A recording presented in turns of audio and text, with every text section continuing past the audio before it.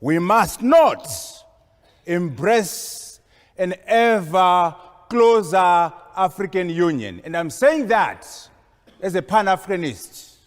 Mr. President, sir, the debate here, this disagreement here, is not on the what, it's on the how.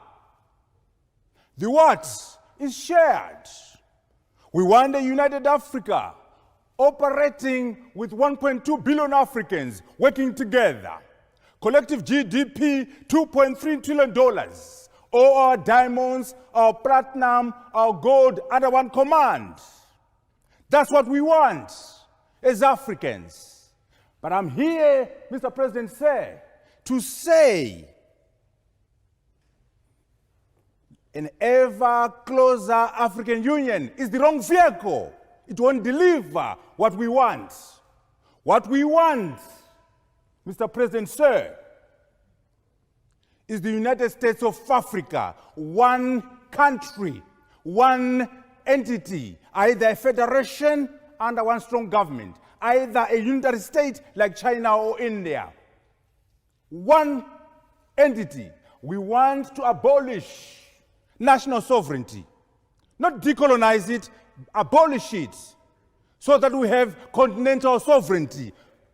Only one sovereignty, African sovereignty, not Malawi sovereignty, Zimbabwe sovereignty. No, just one continental sovereignty. The disagreement, Mr. President, sir, is on the how. And I'll show you, without equivocation nor ambiguity, why an ever closer African Union won't deliver what my brother from the States wants. It won't deliver that. You want to know why? Look at the Constitutive Act of the African Union. Look at Article 3B. What does it say? It says we must protect the national sovereignty. We must protect the national territorial integrity. We must protect the independence of member states. So, which means, is currently defined, the AU will not be able to unite Africans into one colossus, one entity. Why? Because primarily it is founded on the supremacy of national sovereignty. Malawi is sovereign. Swaziland is sovereign. Botswana is sovereign. We don't want that. We want continental sovereignty and link up with the African diaspora. Reason number two why it won't work? There are 55 presidents in Africa. 55, not 54, 55. Now, each one of them wants to be a president, a prime minister, even if it means presiding over starving people, even if it means presiding over disempowered people. We cannot expect African leaders, these 55 men, to commit political suicide and legislate themselves out of existence. Therefore, the African leaders, the 55 men, will not allow a change in that constitution to create what you and I want. Why? President Ramaphosa wants to be a president, not a governor, not a minister of transport. Yoweri Museveni wants to be a president, not a governor or a minister of agriculture. Emerson Mnangagwa wants to be a president and not a minister of local government or the youth. America has 325 million people, GDP $19 trillion. They have one president, a crazy one for now. But they've won. China has 1.4 billion Chinese, GDP $11 trillion, one leader.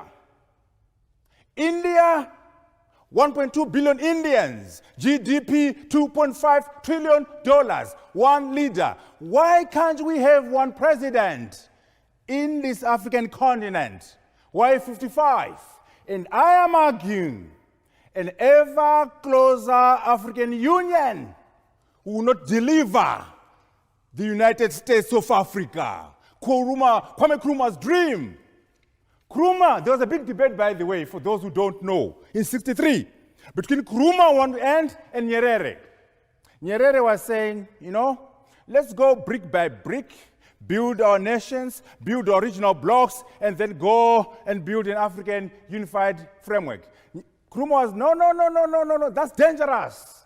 Let us move very quickly and create one government, one foreign policy, one army, a common currency, and create the United States of Africa right now in the 60s.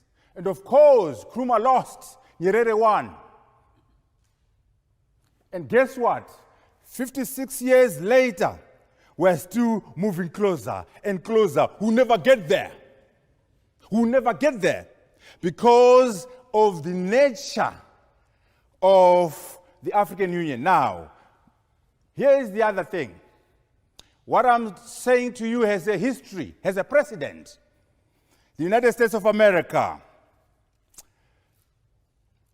the greatest war the Americans fought was to keep America together, the Civil War. More Americans died in the Civil War than in the First World War and Second World War put together. They bled to create America. America is a federation with one sovereignty, American sovereignty. Guess what? California would have wanted to have a president and have a seat in the UN and be a country and be maybe number 4 economy in the world. Georgia could do it. But guess what? Iowa, North Carolina, and others will collapse. So they fought, they bled over there to create the United States of America. 325 billion people and $19 trillion GDP. So what we're saying is, there's no such thing as a free lunch. If you want the United States of Africa, you can't have your cake and eat it. You've got to give up on national sovereignty. You've got to give up on your little president in Zimbabwe, little president in Malawi, and gather and pull your sovereignty together. The Chinese fought to create China. They're still fighting to get Taiwan in. They got Hong Kong. The Indians, the same. So there's a history of creating this federation or unitary state. What are the benefits? Can you imagine if we were to work together, our diamonds and gold and platinum under one command? And guess what? You see, the ever closer African Union allows fragmented states, allows non-viable states, and allows the Chinese, the Indians, and the Americans to come and negotiate with Botswana, negotiate with Nigeria, negotiate with Zimbabwe. We get shortchanged as Africans. Can you imagine if I was to walk up and say, here I come, I'm the African. I speak on behalf of 1.2 million people, billion people. I speak with a GDP of $2.3 trillion behind me. If I did that, I'll be able to get better deals than we get currently under this arrangement. An over-closer African Union will not deliver what we want. We want the United States of Africa. Yes, there are problems, 4 time zones, languages, and so on. Yes, it is difficult. But let's go to Kennedy and Mandela.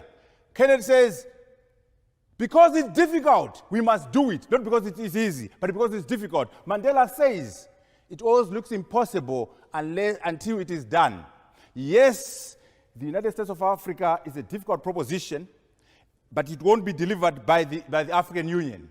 But remember, once upon a time, slavery was impossible, insurmountable. Once upon a time, colonialism was impossible. Once upon a time, apartheid could not be resolved.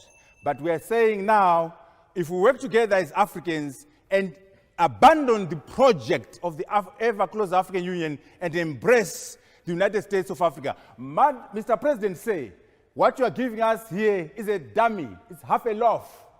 We must reject half a loaf of an ever closer African Union and say, we don't want that. We want the United States of Africa, which cannot be delivered by the African Union even if it gets closer and closer.